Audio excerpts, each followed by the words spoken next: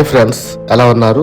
ఈరోజు మనం చెప్పుకునే అంశం కోరిక. కోరిక అంటే ఏమిటి? అది ఎలా ఏర్పడుతుంది? కోరిక అనేది నీ జ్ఞానేంద్రియాల ద్వారా నీ మనసులోకి చేరవేసిన సమాచారాన్ని బట్టి నీ యొక్క కోరిక పుడుతుంది. ఉదాహరణకు నీ కళ్ళ ద్వారా, నీ చెవుల ద్వారా కోటేశ్వర్ల గురించి చూసినప్పుడు లేదా విన్నప్పుడు నేను కూడా అలా కోటేశ్వర్ని కావాలి, డబ్బు బాగా సంపాదించాలనే కోరిక నీ మైండ్ లో పుడుతుంది.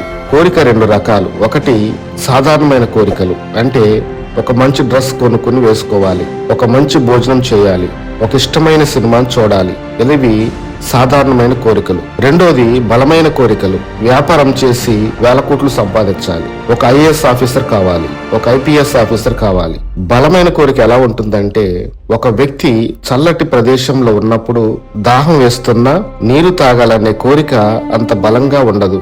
అదే వ్యక్తి మధ్యాహ్నపు ఎండలో ఎడారిలో నడుస్తున్నప్పుడు చుట్టూ త్రాగడానికి చుక్క నీరు కూడా దొరకనప్పుడు, నాలుక గొంతు ఎండి పోతున్నప్పుడు నేను నీరు త్రాగాలి అనే ప్రబలమైన కోరిక ఉంటుందో అంత ప్రబలమైన కోరిక ఉండాలి. అలాంటి కోరికలు తొందరగా సాధించి తీరుతారు. మనిషికి బలమైన సంకల్పంతో కూడిన కోరికలు లేకపోవడం మూలంగా జీవితాలు దుర్బలంగా ఉంటున్నాయి. నీ నుండి తీవ్రమైన కోరిక జన్మించగానే నీ నుండి అతి ప్రబలమైన శక్తి తరంగాలు విశ్వంలోకి ప్రసరించబడతాయి. అప్పుడు నీ తీవ్రమైన కోరికలు నెరవేర్చబడతాయి. నీ కోరిక మీ అంతరాత్మ ఒప్పుకునే విధంగా, సమాజం అంగీకరించే విధంగా, నిజాయితీగా, ధర్మబద్ధంగా ఉండాలి. నీ కోరిక వలన నీకు, నీ కుటుంబానికి, చుట్టుపక్కల వారికి కూడా మంచి జరిగేలాగా ఉండాలి.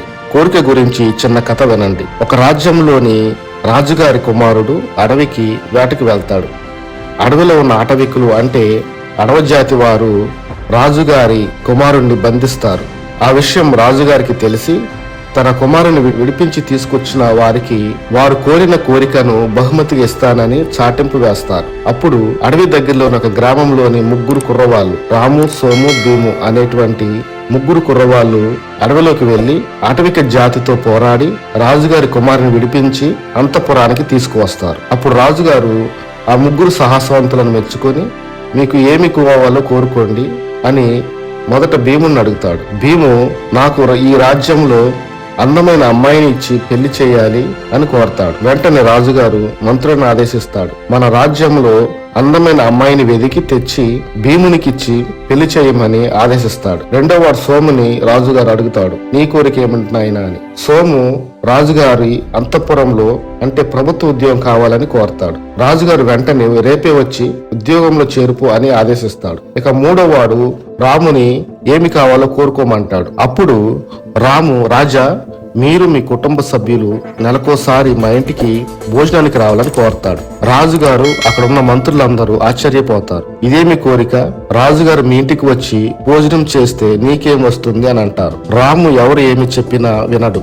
నా కోరిక అదే అని చెప్తాడు. రాజుగారు చేసేది లేక సరే అంటాడు. ఆ రోజు రానే వచ్చింది. రాజుగారు వారి కుటుంబ సభ్యులు రాము ఇంటికి భోజనానికి వెళ్లాలంటే, రాము ఒక మారుమూల గ్రామం, కుగ్రామం, రోడ్లు సరిగా లేవు. రాజుగారు వారి కుటుంబ సభ్యులు, పనివారు ఆ ఊరు వెళ్లాలంటే అంతఃపురం నుండి రాము ఊరి వరకు మరియు ఊరిలో కూడా రోడ్లు వేయిస్తారు. ఊరు మొత్తం చాలా సుందరంగా తయారు చేస్తారు. రాము ఇల్లు ఒక పూరు గుడిసె. రాజుగారి గుడిసెలో ఉండలేరు కాబట్టి రాజుగారి వారి కుటుంబ సభ్యులు మరి రాజుగారి పనివారు ఉండటానికి పెద్ద బంగ్లా కట్టిస్తారు. రాజుగారి భోజనం ఏర్పాట్లకు అన్ని రకాల పచారీ సామాను, వంట సామాను, డైనింగ్ హాలు, రెస్ట్ రూమ్, అన్ని రకాల ఏర్పాట్లు చేస్తారు. చూడండి ఫ్రెండ్స్, రాము కోరిక ఎలా ఉందో. రాము కోరిక ఆ గ్రామం రూపురేఖలు మొత్తం మారిపోయాయి. రాము ఇల్లు, వారి కుటుంబ స్థితిగతులు అన్ని మారిపోయాయి. కాబట్టి ఫ్రెండ్స్, మనం ఒక కోరిక కోరినప్పుడు అందరికి మంచి జరగాలి. నీ కోరిక ఒక 5 కోట్లు కావాలని కోరుకుంటే 5 కోట్లతో నువ్వేమి చేస్తావు? ఏ కంపెనీ స్థాపిస్తావు? ఏ పరిశ్రమ పెడతావు? దాని ద్వారా ఎంతమందికి ఉద్యోగాలు ఇస్తావు? ఎన్ని కుటుంబాలకు ఆసరాగా ఉంటావో విశ్వానికి చెప్పాలి. కోరిక చాలా క్లియర్ గా ఉండాలి. నీ కోరిక నీ యొక్క అంతరాత్మకు వ్యతిరేకంగా పక్కవాడికి, సమాజానికి చెడు చేసే విధంగా ఉంటే దాని తాలూకు చెడు ఫలితాలు, చెడు కర్మలు అనిపించాల్సి వస్తుంది. Okay friends, thank you very much. Kindly do subscribe, like and share. Thank you very much.